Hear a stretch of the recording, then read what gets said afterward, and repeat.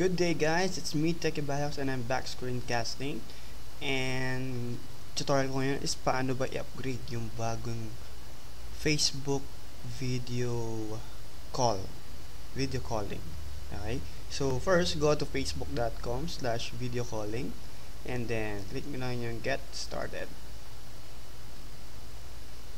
So once na get started na, pipili lang kayo ng friend nyo naka-online. Okay, so kunwari si Janelle, friend ko. Ayan. Okay nyo lang. And yan, activated na yung new version ng chatbox nyo. Okay. Other feature na dinagdag ni Facebook sa chatbox is the group chat. So, unang icon, start video call.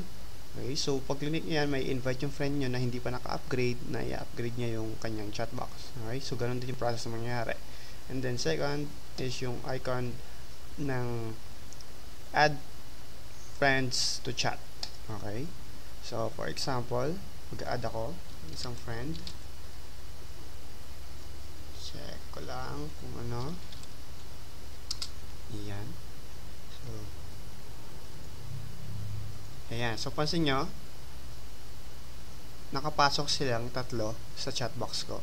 So this is good for conversation, collaboration, team collaboration, or kasi di ba usually kapag ang group chat, kailangan i-create ka muna ng group bago ka makapag-group chat.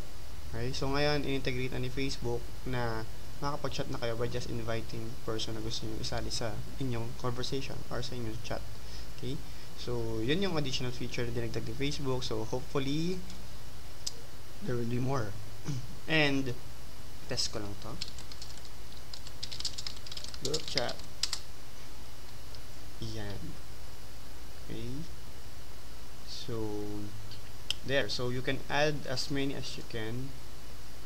Yan. Just type in the name. So, check nyo sa ano nyo kung sino naka-online. Diba? Yan. Makikita nyo. And there. So, again, just go to facebook.com/video calling and upgrade your chat box. And you can have this new feature of Facebook. Alright.